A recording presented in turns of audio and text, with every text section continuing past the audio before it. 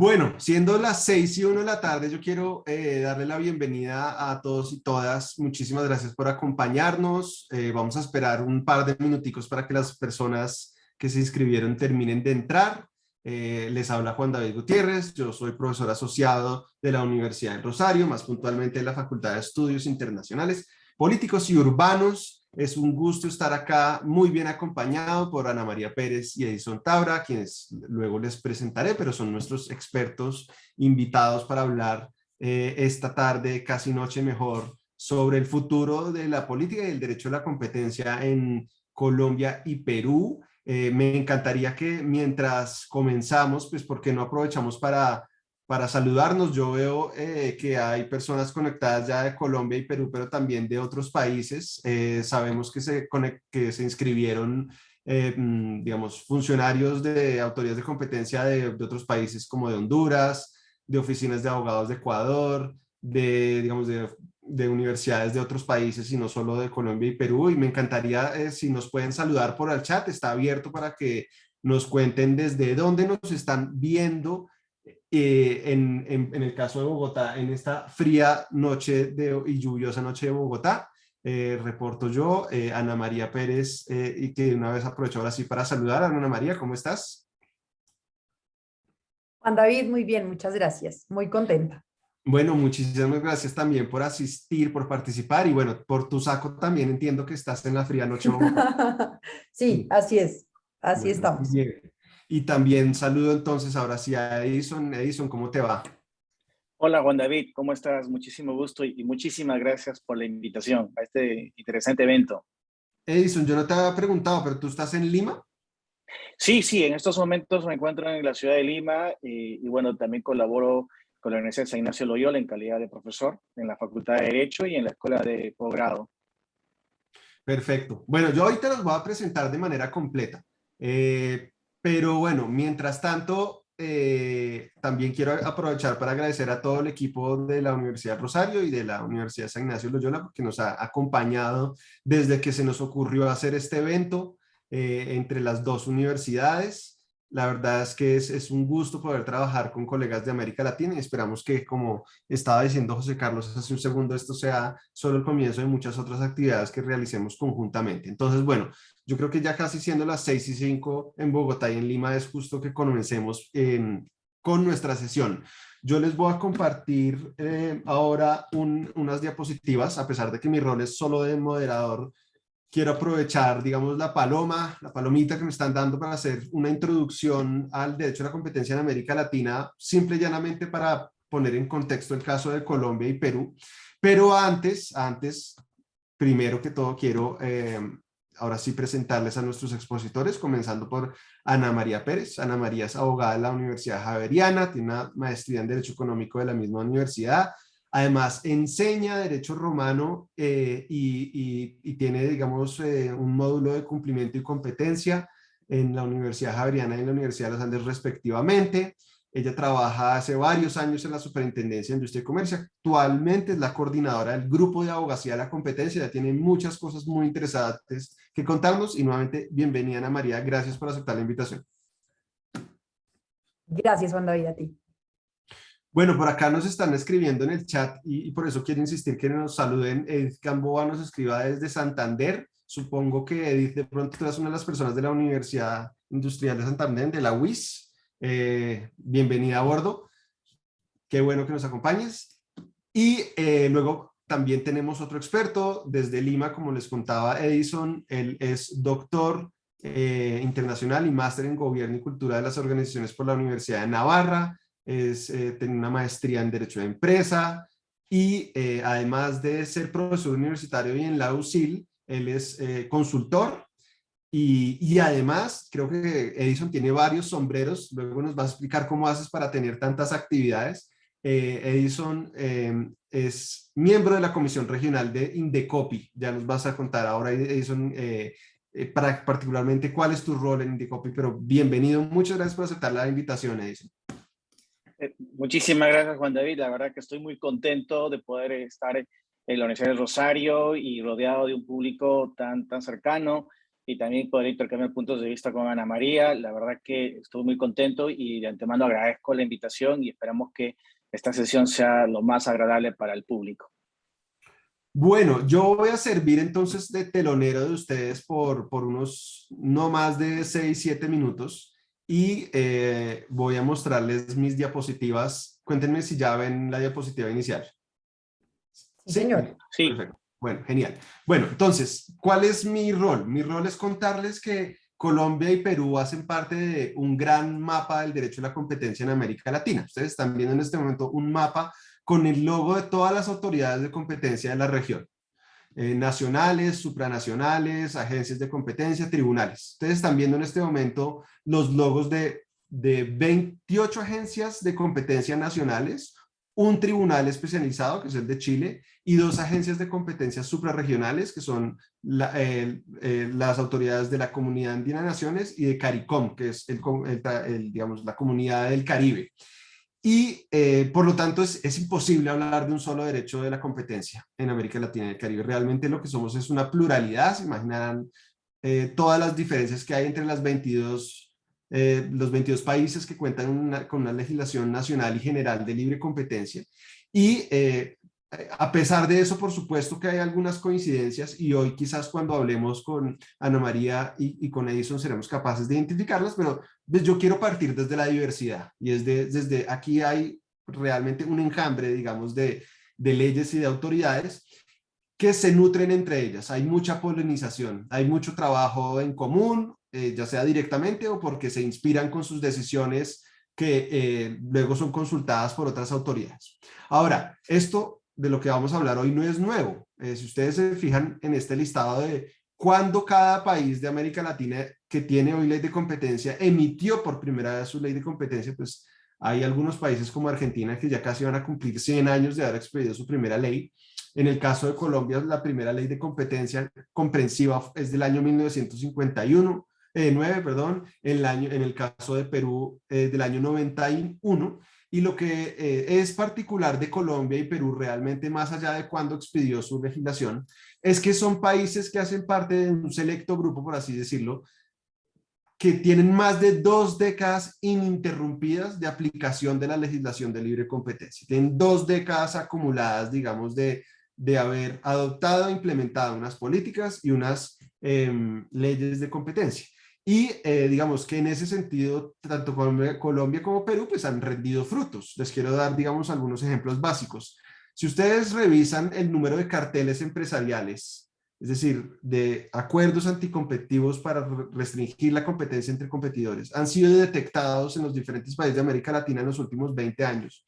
Podemos ver cómo Colombia y Perú están en el top 5 en los países de América Latina. Incluso Colombia está en el segundo y Perú en el cuarto.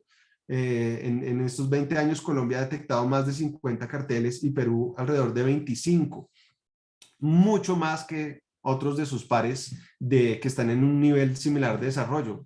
Solo por dar ejemplos, Argentina, que desafortunadamente ha tenido como vaivenes. Pero bueno, más allá de los demás, pues lo claro es que en este ejemplo sobre prácticas restrictivas de la competencia, pues las agencias de competencia de Colombia y Perú pues han sido activas. En otro aspecto del derecho a la competencia, como el control de concentraciones empresariales, pues Colombia ya tiene una historia muy larga. De hecho, Colombia, su primera ley desde el 1959 ya establecía un control previo a integraciones, a diferencia de Perú, que acaba de estar recién salida del horno su primera ley comprensiva con un control previo de integraciones. Entonces, mientras en Colombia, y perdón que les puse estas cifras que son un poquito viejas de un artículo que yo publiqué hace un tiempo, pues en Colombia se han estudiado más de 1000 integraciones por la autoridad y ya ha tenido la oportunidad de objetar, de prohibir, de condicionar operaciones. En Perú apenas están, digamos, transitando ese camino. Y por otra parte, en materia de abogacía de competencia, en Colombia pues tenemos esa función desde el año 2009 y en los últimos años, por lo menos en los últimos 5 años, la autoridad colombiana, luego me corregirá Ana María, ha producido por lo menos 230 reportes de abogacía o de competencia, en donde ha abordado todo tipo de proyectos regulatorios. Perú también, no tengo el dato de cuántos lo ha hecho, pero Perú también tiene un rol de abogacía y otros roles muy importantes que no voy a aventurarme ahora a mencionar, porque yo sé que Edison quiere hablar de eso y se lo voy a dejar. Entonces ya con esta introducción quería contarles un poco acerca de este contexto de América Latina, que representa, digamos, en el contexto internacional, y Colombia y Perú también que representan. Si tienen más curiosidad sobre eso, les acabo de copiar en el chat un link para que consulten este texto que publiqué recientemente, se llama Derecho a la Competencia en América Latina y el Caribe, Evolución y Principales Retos. Ahí encontrarán parte de ese cuento que yo les acabo de echar. Y también, desde hace muchos años, yo tengo un blog que se llama El Derecho y Política de Libre Competencia en América Latina, que congrega a muchos autores de toda América Latina. No soy yo solo el que escribe, yo soy uno más, en donde pueden encontrar noticias sobre pues todas las cosas, digamos, que son novedosas, tanto desde el punto de vista de casos como de artículos, eventos académicos. Entonces los invito también a visitar ese espacio. Y sin más, entonces ahora sí, con esta función de telonero, ya ahora sí entremos al show principal. Entonces, yo les voy a proponer que el orden sea el siguiente. Le vamos a dar 15 minutos a Edison para que aborde su visión sobre cuáles son esos aspectos importantes sobre el derecho a la competencia y la política de competencia en Perú que deberíamos tener en el radar para el futuro.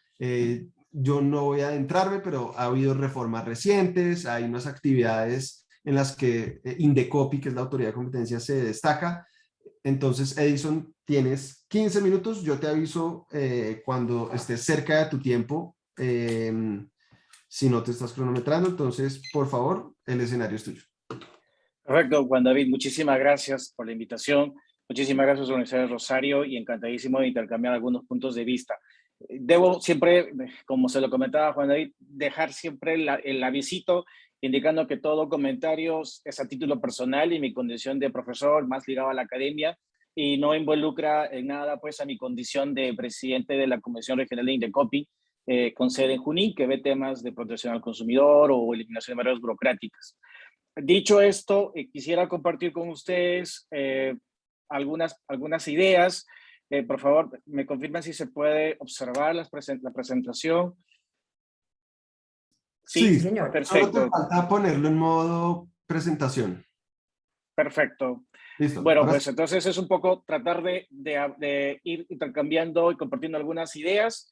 Este es un poco el esquema, que es básicamente que el que Juan David ya lo ha mencionado, es un poco hablar sobre los retos Indecopi, un poco las herramientas, ¿no? Que hoy en día se aplican en la promoción de la libre competencia, y digamos algunas nuevas áreas en las cuales se está abordando en Perú, ligadas justamente a la promoción y defensa de la libre competencia. Espero que el tiempo me sea posible alcanzar, y en todo caso lo dejamos para las preguntas. Bueno, pues quizás un poco, si quisiera marketear Indecopi, por decirlo de esa manera, pues yo creo que esta figura, que es un reporte que lo tomé del Indecopi justamente a raíz de su aniversario en el 2013, pues refleja básicamente una de las cosas que, digamos, hacen que Indecopi sea una institución muy respetada y actualmente puede ser una de las que esté pues teniendo mucho prestigio. ¿Y eso por qué?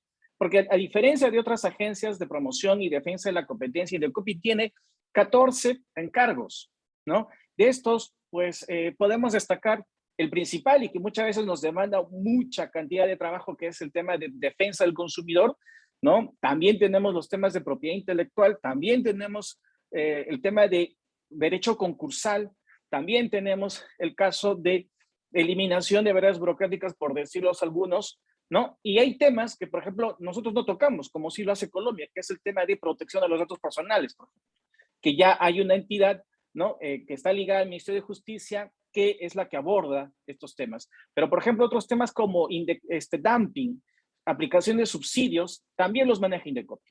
Entonces, al inicio de la década de los 90, incluso Indecopi tenía los temas de gestión de calidad, que recientemente, hace poco, pasaron al INACAL, y que básicamente era el tema de la evaluación de las normas técnicas, ¿no? De las normas de calidad. Entonces, fíjense ustedes que Indecopi nació siendo, por decirlo así, una enorme institución, una mega institución, con muchos encargos, y que evidentemente eso, a diferencia de otras agencias de la competencia, puede ser un buen punto de vista, porque a nivel de gestión de recursos implica pues tener una suerte de generar innovaciones para gestionar el recurso, los presupuestos, pero también puede ser un desafío, ¿no? Por decirlo así, porque tantos encargos pues implica muchas veces que se baje, o sea, sea menos eficiente en los temas de especialización.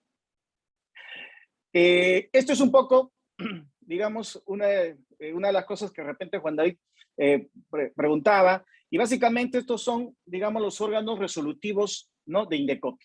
Y aquí es importante tener presente que estos órganos resolutivos a nivel administrativo, a diferencia de otras áreas de Sudamérica, no tuvieron un nacimiento, por decirlo así, unificado, sino fueron hechas, digamos, de manera reactiva. ¿Por qué? Porque en el caso de Indecopi, por ejemplo, nació bajo la necesidad de desconcentrar la carga procesal que había en el Poder Judicial. Antes de la década de los 90, todo aquello que tenía ligazón con los temas de libre competencia, consumidor o mercado, se veían directamente en el Poder Judicial bajo un proceso contencioso administrativo que tomaba años, ¿no? Entonces, justamente en estos casos, en la década de los 90, se genera todo un fenómeno que buscan que todos aquellos litigios ligados al mercado pasen a un ámbito administrativo, a un ámbito eminentemente más de una entidad especializada que lo resuelva.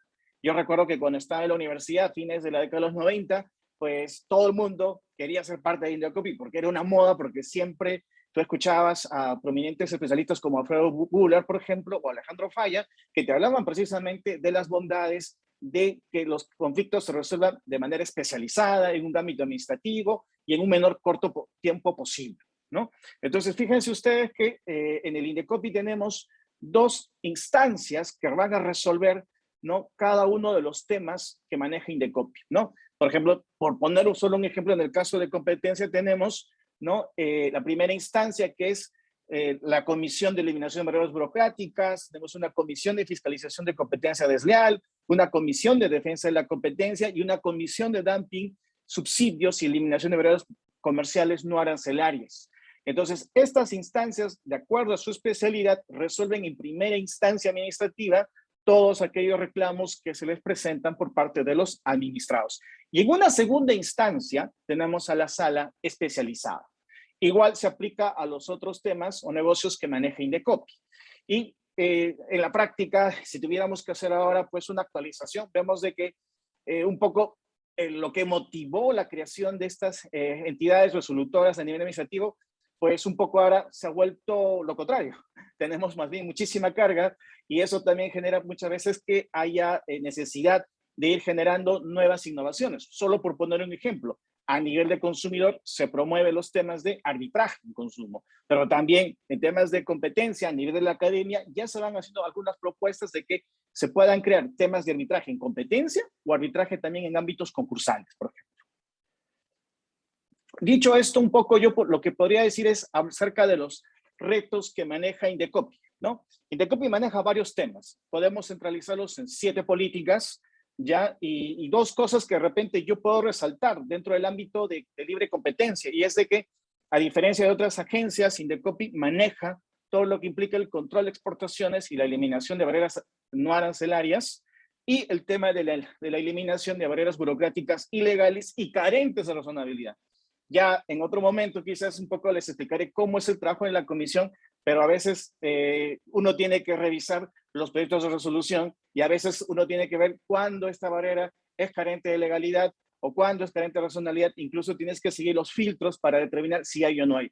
Pero bueno, a lo que quiero llegar es que en muchos casos estos son temas que Indecopi los ha desarrollado, incluso a mucho orgullo, incluso estos han sido tomados. Ya vemos que en Centroamérica ya existen experiencias de agencias que han estado incluyendo, por ejemplo, los temas de eliminación de barreras burocráticas. Sabemos que esto también tiene una vinculación con los temas de RIA que se han estado manejando y evidentemente pues creo que es un tema que en la práctica yo lo puedo comentar quizás, es de que se ha vuelto una suerte de límite al poder regulador, ¿no?, de las entidades locales y regionales, y que busca justamente promover la libre competencia.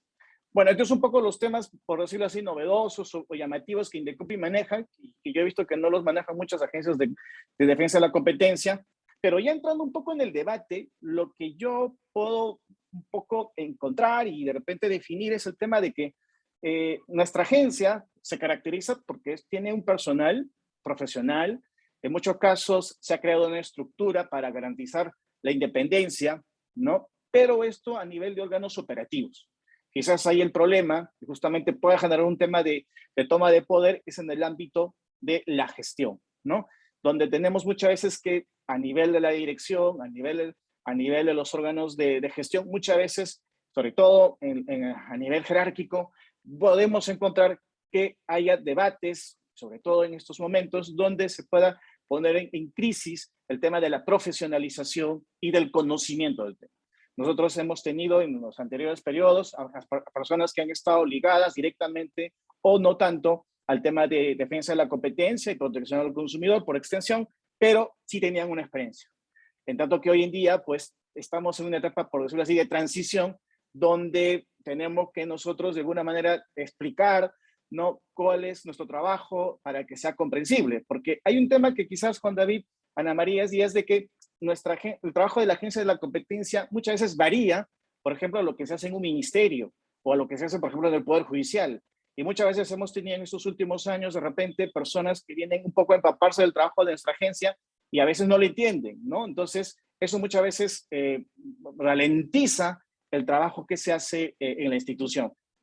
Otro punto que quizás también se hace de manera crítica es que a nivel jerárquico los nombramientos se hacen en la existencia de un consejo directivo, de una presidencia, ¿no?, que son nombrados como cargos de confianza por parte del Poder Ejecutivo, ¿no? Y en los cargos de los miembros de los tribunales administrativos, estos son propuestos por los consejos directivos y aprobados por el presidente.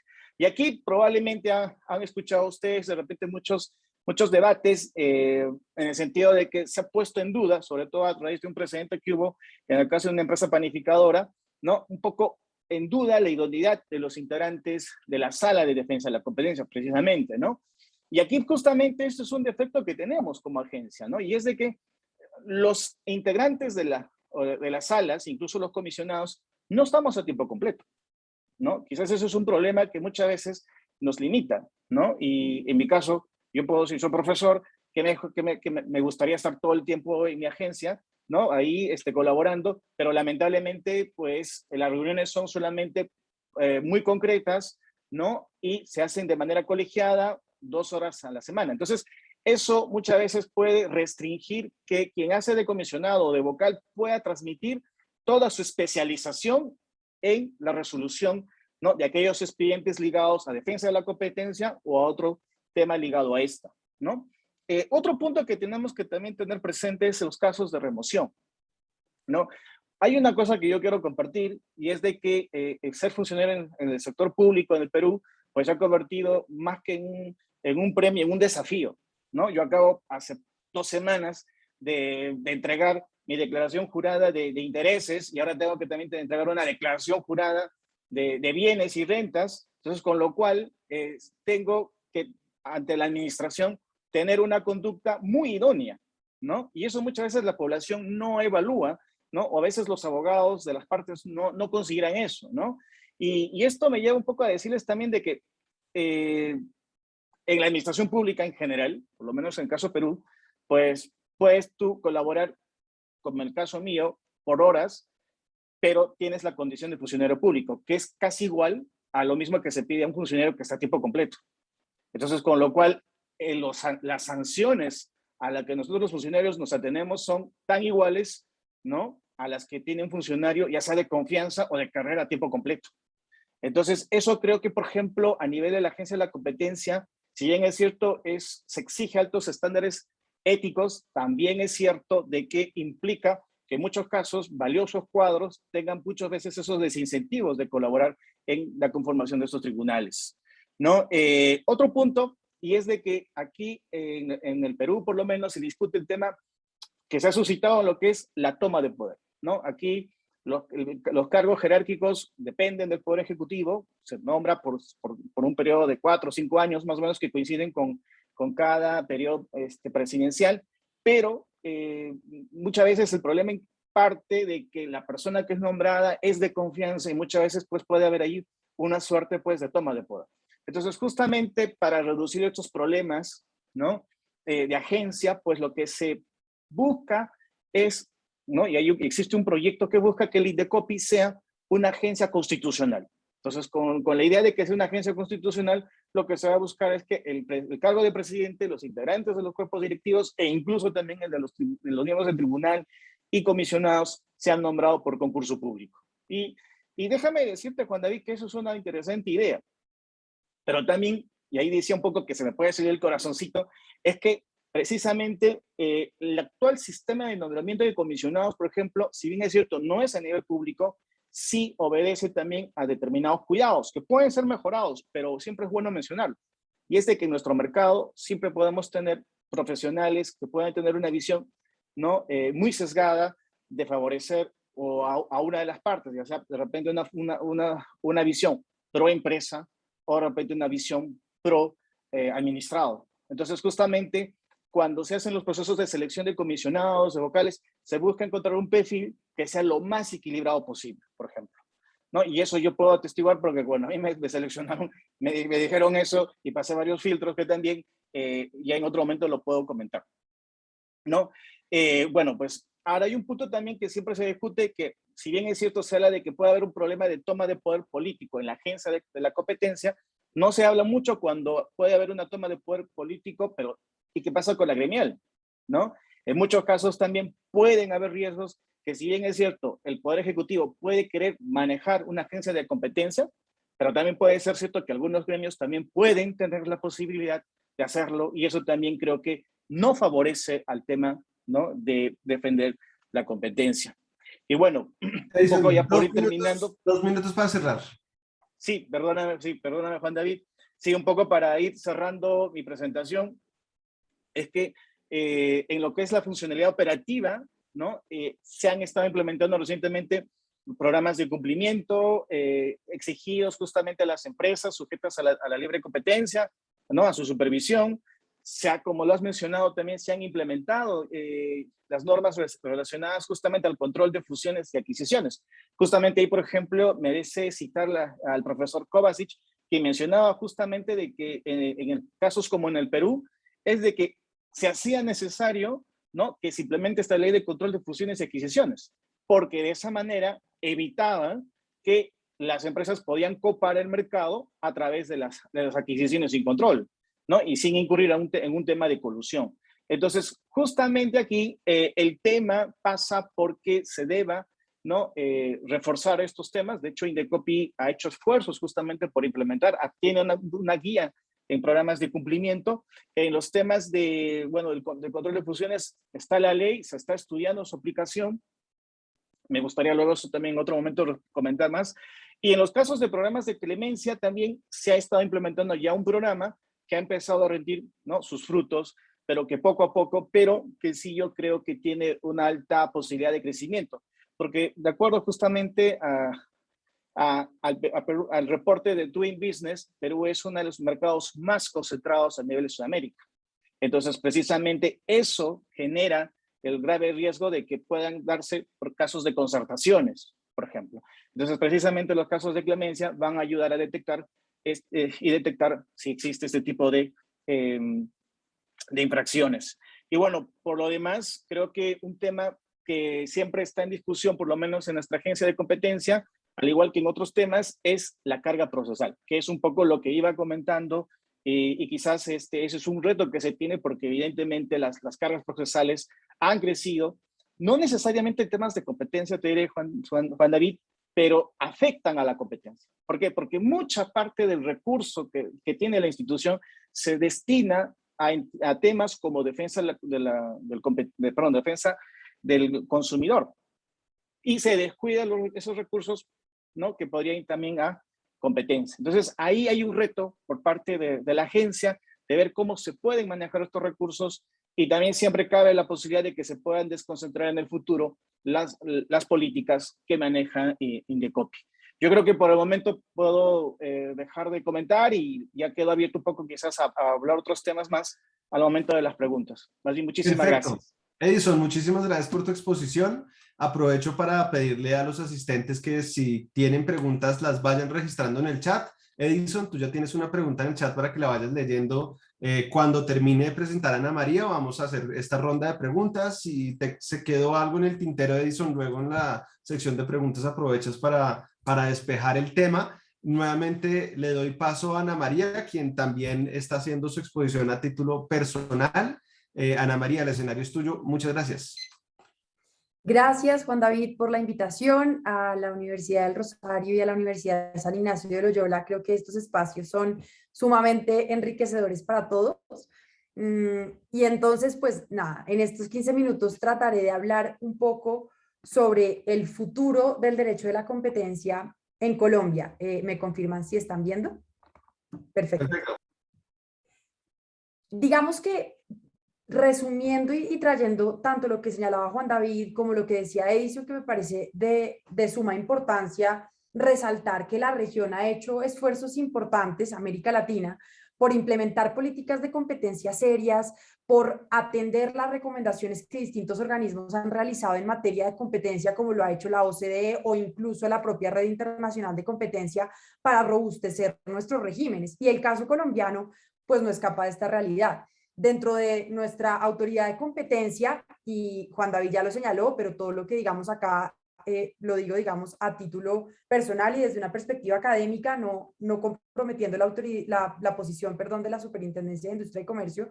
Lo cierto es que la autoridad de competencia ha implementado distintas herramientas, unas de índole ex ante y otras de índole ex post, como normalmente lo hacen las autoridades de competencia. Desde el punto de vista ex ante tenemos tanto el control de integraciones empresariales como la figura de abogacía de la competencia, y desde el punto de vista ex post, las investigaciones por prácticas restrictivas de la competencia. Ahora, en cuanto a cuáles son los retos en estas funciones, yo plantearía dos. Uno, en relación con la inteligencia artificial asociada a las funciones ex ante y ex post. Es decir, cómo las autoridades de competencia y propiamente cómo la Superintendencia de Industria y Comercio puede hacer uso de este tipo de herramientas de inteligencia artificial para detectar conductas restrictivas de la competencia o para facilitar el ejercicio de funciones ex ante, como ya lo vamos a mirar. Y otro gran reto, que es a donde nos lleva el futuro y que compromete la política de competencia, sin duda son los nuevos mercados. Entonces quisiera que lo enfocáramos desde esos dos puntos de vista. Hablando de inteligencia artificial, la superintendencia, sabiendo que cada vez la detección de prácticas restrictivas es más retadora, tiene una cantidad de componentes que requieren de un esfuerzo de la autoridad investigadora mucho mayor de pronto que lo que era hace 10, 15 años, pues ha implementado dos estrategias de inteligencia artificial que se denominan Sherlock y Sabueso. Son dos herramientas que lo que pretenden es ayudar a la detección de comportamientos anticompetitivos. Y básicamente es digamos, desde dos enfoques, y es lo que se espera, tener lo siguiente. Desde un punto de vista de contratación pública, tener una herramienta que se le denomina Sherlock y que está, digamos, en construcción, que lo que va a permitir es identificar en el marco de procesos de contratación pública que están, digamos, con sus datos abiertos o de manera virtual, identificar posibles colusiones e incluso la posibilidad de que la autoridad pública esté direccionando la contratación o la compra pública para uno u otro proponente. De esta suerte, pues no solamente tenemos un equipo humano que realiza investigaciones, que realiza visitas administrativas y que puede identificar dónde se está falseando la competencia en el marco de las compras públicas, sino que además tenemos una herramienta como lo sería Sherlock que permite hacer esa identificación. En la fase en la que vamos es que Sherlock hoy en día permite hacer una abstracción de datos abiertos de lo que en Colombia conocemos como SECOP 1 y 2, que son las plataformas donde se montan los procesos de compra pública. Todavía está en construcción, como les señalo, pero hacia allá es a donde queremos apuntar, que esta herramienta pueda identificar, aquí hay un caso en el que probablemente podemos tener una conducta anticompetitiva. El segundo o la segunda aplicación de estas herramientas de inteligencia artificial son el que denominamos plan sabueso. Y los nombres son lindos en realidad. El plan sabueso al final lo que busca es implementar toda esta inteligencia artificial para poder identificar si hay concertaciones o comportamientos coordinados entre agentes. Claramente estas herramientas de inteligencia artificial, sobre todo esta de Sabueso, como estamos hablando de todos los mercados, no solamente mercados de compras públicas, sino todos, pues generan un reto adicional. Entonces, lo que se está, digamos, a lo que se le está apuntando es identificar cuáles son los comportamientos de precios, etcétera, entre competidores. ¿Para qué ha servido a la fecha? En la pandemia. La pandemia, cuando nos dimos cuenta y distintas autoridades de competencia del mundo se dieron cuenta de que los precios de determinados bienes empezaban a subir de una manera, digamos, por no poner un calificativo que implique un juicio de valor, pero sí de una manera significativa, pues, esta herramienta de Sabueso lograba identificar esos picos. Por decir algo, la papa en Colombia tuvo un aumento altísimo. Los tapabocas, como todos los sufrimos, tuvieron un aumento en precio altísimo. Entonces, esta herramienta definitivamente logró evidenciar este tipo de situaciones. Es una herramienta que se está también trabajando a efectos de poder identificar comportamientos coordinados por parte de agentes. Aquí entonces tenemos dos herramientas de inteligencia artificial que se están desplegando y que lo que van a coadyuvar es a la detección de prácticas restrictivas de la competencia. Y esto es una cosa, digamos, yo diría novedosa, quizá en la región, y Juan David me corregirá, pero lo cierto es que muchas agencias de competencia lo están analizando, herramientas que permitan, perdón, predecir el comportamiento de los agentes de alguna manera y poder identificar y servir de ayuda, porque definitivamente la fuerza humana pues de una entidad o de una autoridad de competencia no da abasto para identificar todos los posibles comportamientos que restringen la competencia en los mercados. Y la última herramienta que les decía nos sirve ya para el tema de control ex ante es inteligencia artificial asociada a la identificación de proyectos regulatorios que puedan tener un impacto en la libre competencia o que puedan afectar la libre competencia. Y esto está muy de la mano de la función de oficio que hoy en día tiene la Autoridad de Competencia colombiana. Recordemos, como lo decía Juan David, que la función de abogacía a la competencia la tenemos desde el 2009 con la ley 1340, pero la función de abogacía a la competencia siempre se pensó como la posibilidad de que la autoridad de competencia se pronuncie en relación con proyectos regulatorios que puedan afectar la competencia, que puedan limitar el mercado cuando el regulador se los pone en conocimiento. Entonces tenemos al regulador de energía, por decir cualquier cosa, en Colombia la CREC, que se acerca a la autoridad y le dice: autoridad de competencia, voy a regular tal aspecto que podría afectar la competencia. Pero no teníamos la posibilidad como superintendencia de pronunciarnos de manera oficiosa, de decir: hay un proyecto regulatorio que me preocupa porque usted está asignando volúmenes de producción o porque usted está regulador impactando el mercado, quiero pronunciarme. Esa posibilidad no existía. Y con la ley del Plan Nacional de Desarrollo, la ley 1955 del 2019, se modificó la función de abogacía y se incluyó la función de oficio. Y entonces, claro, el de oficio genera un reto mayor, porque no solamente es esperar a que el regulador toque la puerta y diga: superintendencia, aquí está mi proyecto, me puede por favor hacer el análisis, sino que adicionalmente implica que motu propio, ¿cierto?, de oficio, la autoridad de competencia toque la puerta del regulador y le diga: déjeme ver este proyecto. Pues bien, la forma ideal para que esto opere de una manera adecuada no solamente es oír, por ejemplo, a un agente de mercado que dice: oiga, superintendencia, tal proyecto va a salir y nos preocupa, etcétera, sino también implementar una herramienta que haga esa revisión. Y esa herramienta es Inspector. Inspector lo que pretende es ser un repositorio, no, más que un repositorio, discúlpenme, hacer una revisión de las páginas de los reguladores, de las publicaciones de los reguladores de proyectos regulatorios y poder entrenar a la herramienta de inteligencia artificial a efectos de que pueda identificar si el proyecto limita o no la competencia. Y esto es enseñándole a la máquina a pensar como un abogado o un economista del grupo de abogacía lo haría. Y para esto entonces pues tenemos la resolución 44649, que es nuestro cuestionario de abogacía a la competencia, inspirado en el toolkit de abogacía y en distintos documentos que otras autoridades de competencia utilizan para analizar si los proyectos regulatorios impactan o no la competencia, y que este inspector nos pueda identificar casi que posibles positivos que afectan la competencia, y ahí sí que la autoridad pueda requerir al regulador. Inspector hoy en día está operando con alertas, es decir, la fase que tenemos, y es una realidad en Colombia, es que Inspector da alertas a los funcionarios y a los miembros del equipo de abogacía de la competencia, indicándole que el regulador acaba de subir un proyecto. La persona humana tiene que entrar a analizar el proyecto. ¿Qué es lo que se espera a futuro? Pues que Inspector pueda hacer esa revisión de manera independiente. ¿Por qué toman tiempo estas herramientas? Porque tenemos que enseñarles a pensar como pues, los economistas y los profesionales abogados lo hacen. Pero digamos que es un gran reto y es una cosa que diría de destacar de la Autoridad de Competencia Colombiana de implementar estos temas de inteligencia artificial para ayudar a las funciones. Ahora, en el segundo punto que decíamos, que les proponía del futuro y de retos, pues son los nuevos mercados.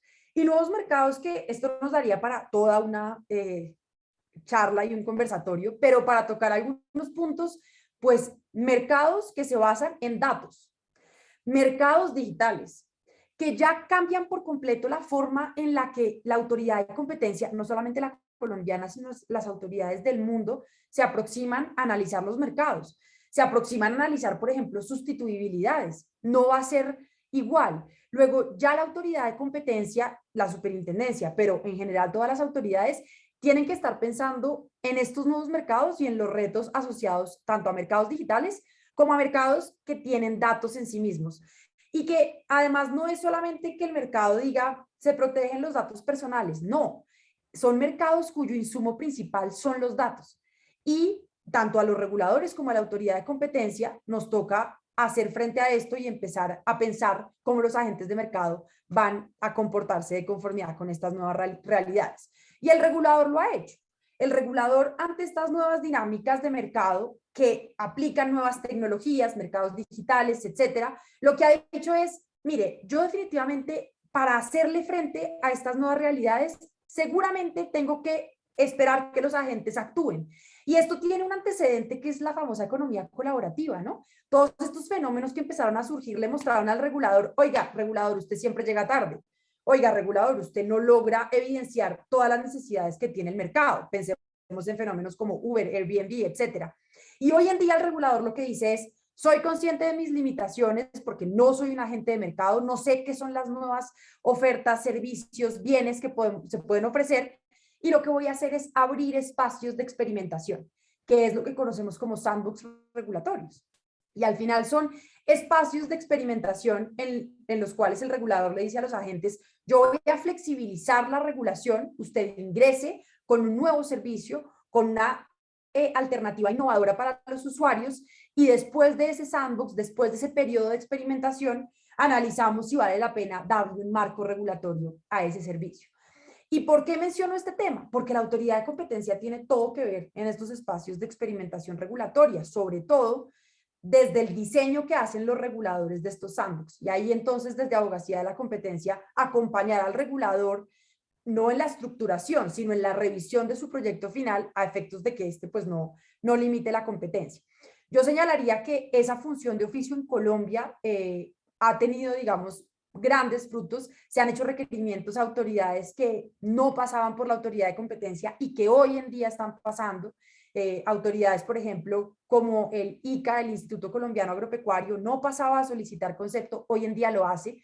Y esos son pequeñas victorias que al final lo que muestran es que estamos consolidando una cultura de competencia en Colombia. Otro tema adicional que tal vez podemos dejar para las preguntas es el tema de cumplimiento. Sin duda, pues es un gran reto y el futuro de la política de competencia también está apuntando allá, ¿no? No solamente podemos basarnos en la disuasión y en la investigación a rajatabla, sino que sin duda el tema de compliance o de cumplimiento por parte de las organizaciones, pues es la mejor vía para no generar restricciones a los mercados. Muchas gracias, Juan David, por el espacio, para no extenderme más y ser respetuosa del tiempo. Bueno, no, Ana María, la verdad es que 14 minutos. Estuviste totalmente dentro del tiempo. Muchas gracias también a ti por esa excelente exposición. Entonces yo voy a proponer lo siguiente. Ya hay algunas preguntas en el chat. Yo lo que voy a proponer es que hagamos dos rondas. Es decir, una ronda, un envión para Edison y uno para Ana María. Entonces, voy a leerte, Edison, las preguntas que son para ti. yo voy a agregar una y luego pasamos a Ana María. Entonces, Manuel de Almeida, que está en Panamá, y aprovecho para saludarlo, te preguntó al comienzo. Durante los años que Indecopi no analizaba concentraciones económicas, sino únicamente en el sector eléctrico, ¿cuál fue el comportamiento del mercado? ¿Se formaron muchos oligopolios o empresas con poder de mercado? Es la primera que te hace sobre el control de concentraciones. Te pregunta por el tema de inteligencia artificial en Indecopi, y si hay algo de eso. Y yo agregar un último punto, y es si nos puedes contar un poquito más sobre la función de Indecopi relacionada con la eliminación de barreras burocráticas, que me parece realmente algo diferente y distintivo de Indecopi.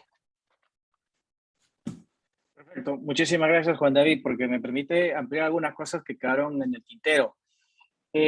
A ver, respondiendo a Juan, lo que pasó justamente, y eso es algo peculiar, porque a diferencia de otras jurisdicciones, el Perú se ha tomado muchísimo tiempo en implementar un control de fusiones y adquisiciones, ¿no? Y yo recuerdo que cuando estaba en la universidad, 2002, se discutía, ¿no? Este tema de implementar una normativa sobre el control de fusiones y adquisiciones. Luego, cuando estaba haciendo una maestría en el 2005, igual se seguía discutiendo, y ya luego, bueno, cuando me fui del país y regresé, me di con la sorpresa de que había habido tanta discusión, pero al final no había una ley de control de fusiones y adquisiciones, ¿no? Entonces, al final sucedió de que el criterio, que entiendo que fue el que imperó en ese momento, era de que el mercado peruano era relativamente muy joven para implementar un control ex ante, ¿no? Y por tanto, se debía promover justamente el ingreso de operadores extranjeros que puedan poner inversión y que eso también ayude pues a que el mercado se crezca, sea dinámico.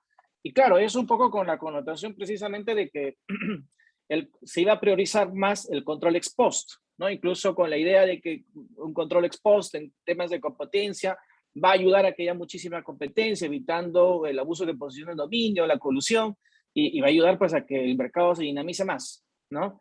Pero probablemente esa primera etapa, que yo la podría marcar entre la década de los 90 y parte de los 2000, pues le sucedió otra etapa en la cual ya dejaron de llegar nuevas empresas, ¿no? Y en todo caso, dejaron llegar nuevas empresas que crean nuevas empresas y empezaron a darse la ola de las fusiones, ¿no?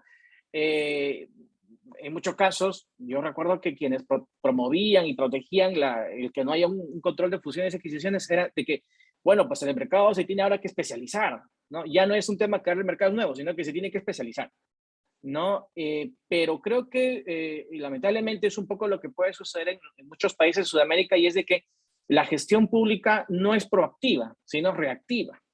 Y eso pasa porque se tomó conciencia de la necesidad de retomar la implementación del control ex ante a raíz de la concentración que hubo en el mercado de las farmacias, ¿no? Entonces, hubo justamente una empresa, ¿no?, de capitales extranjeros adquirió, ¿no?, a varias cadenas de farmacias y justamente pues eso suscitó y probablemente hubo un sentimiento nacionalista, porque precisamente esa empresa era pues, unos capitales, ¿no? Bueno, con lo que siempre el Perú ha tenido ciertas reticencias. Entonces generó justamente una ola de críticas y precisamente eso volvió a reactivar el tema y que llevó ya definitivamente a la implementación de este control ex ante, ¿no? Que definitivamente yo considero que era importante porque precisamente ya desde mi perspectiva el mercado peruano ya estaba en una ola más de concentraciones que justamente de creación de nuevas empresas y sobre todo es que ya no había, personalmente pienso yo, que en las principales industrias ya no se veía mucha competencia, sino más que todo concentración. Y eso es un poco justamente lo que decía, y eso porque hay un comisionado en la Unión Europea que se llama Alexander Italianer, que justamente que decía pues de que hay que hacer competencia, porque si no vamos a hacer que los carteles dominen toda la economía y van a empeorar en todo el continente europeo. Y eso creo que en el Perú pues se estuvo muy cerca de llegar, o incluso hasta ahora, porque la ley aún no está muy dada, ¿no? Entonces yo creo que este tema, y ahí también respondo un poco, si bien es cierto funcionó para el control del sector eléctrico, es porque cuando se implementa en la década de los 90, es que el sector eléctrico era uno de los más concentrados. De hecho, no era por el sector privado, era por el que el sector público, ¿no?, lo tenía tan concentrado que justamente se privatizó y dado su noción de importancia energética, pues se vio necesario de que tenía que implementarse este control, ¿no? Pero ha sido por muchos años la única forma en la cual, ¿no?, ha estado vigente este control de fusiones y adquisiciones en el ámbito eléctrico. Ahora, el tema de la eliminación de barreras burocráticas.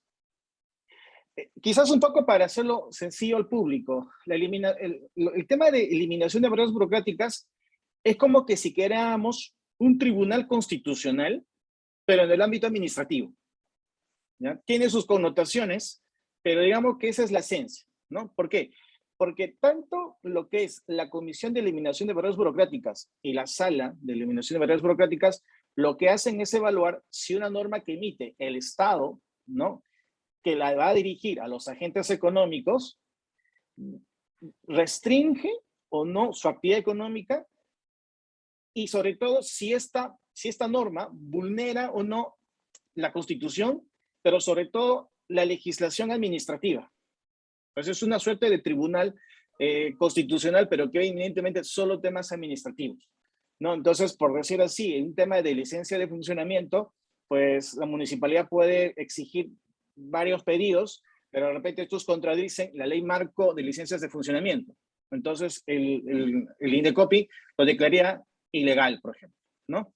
Otro punto es el tema de la declaración de irrazonabilidad. Por ejemplo, en esos casos hay normas que expide la administración pública que no es que sean ilegales, sino es que son carentes de razonabilidad. ¿Y eso qué implica? Que no se ha sustentado adecuadamente su efectividad, ¿no?, en la elaboración. Por ejemplo, en el mismo caso de repente puedes implementar quizás un impuesto, ¿no?, en la municipalidad.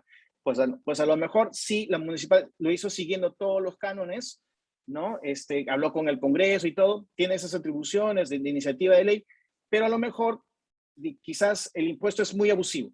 Entonces, pese a que se cuenta con la atribución, ¿no?, racionalmente no es coherente esa norma. Entonces, justamente el tribunal, la Comisión de Eliminación de Barreras Burocráticas haría precisamente una evaluación y podría declarar también carente de razonabilidad, por tanto esa norma no sería efectiva, ¿no? No se cumpliría. Y lo que se comentaba justamente lo que es el tema de inteligencia artificial en los temas de INDECOPI.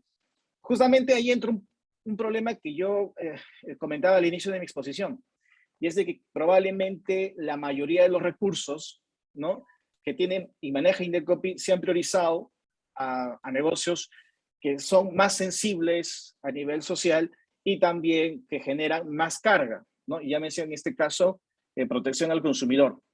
Y esto porque a nivel, por ejemplo, de inteligencia artificial existe un centro especial de monitoreo, ¿no?, que ayuda básicamente a aplicar la inteligencia artificial para evaluar si es que, por ejemplo, hay reclamos o detectar si hay reclamos en las redes, ¿no?, o al respecto a temas de consumidor. Pero en el campo de competencia, ¿no?, todavía no ha habido un avance, ¿no?, práctico de aplicación y solo todavía está en un tema de estudio. Y eso, como te digo, podría tener su origen, a diferencia de ustedes, y es de que probablemente se han priorizado más recursos al ámbito de protección al consumidor. No sé si con eso respondí a las 3 preguntas o de repente quedó Yo alguna creo que duda. sí respondiste a las preguntas, pero luego surgieron otras que no alcanzas a responder. Okay. De pronto te dejo la tarea de si tienes 5 minutos para hacerlo por el chat, porque los 5 minutos que quedan los vamos a dejar para las preguntas a Ana María. Ana María, Perfecto. tienes una primera pregunta de Manuel en la que quiere saber si las herramientas de inteligencia artificial fueron creadas por la SIC, si recibieron apoyo de alguna institución, ¿cuál fue? Luego también te pregunta Yana si cuentan con decisiones relacionadas con el mercado de la venta del comercio electrónico. De hecho, sí, hay una integración que abordó el tema de comercio electrónico, de pronto tú la puedes comentar. Y por acá Manuel del MEI te pregunta que si puedes dar un ejemplo de sandbox regulatorio. Yo ahí meto la cucharada para preguntarte incluso si tú ves en un futuro cercano o lejano que haya un sandbox regulatorio, pero para temas de competencia. O sea, la Delegatura de Protección de Datos de la Superintendencia se lanzó a hacer un sandbox regulatorio para privacidad y datos y protección de competencia, de protección de datos personales, perdón. Mi pregunta es, ¿será que la Delegatura de Competencia algún día lo hará? ¿Por qué se me ocurrió la pregunta? Hoy estaba hablando con unos colegas de México, en donde la Autoridad de Telecomunicaciones, la IFT, está preparando unos sandbox regulatorios. Pero lo que tiene la IFT es que ellos son simultáneamente agencia de competencia de telecomunicaciones y regulador en telecomunicaciones. Entonces pueden hacer un sandbox que mezcla tanto el tema de regulación de telecomunicaciones como regulación de competencia. A lo que yo les decía, bueno, acá la CRC no podría hacer lo mismo porque la CRC pues tendrá, digamos, sus facultades respecto de su regulación, pero pues, no se puede meter en el camino de la SIC. Te dejo entonces esos trompos. Gracias, Juan David. Bueno, en relación con la primera pregunta,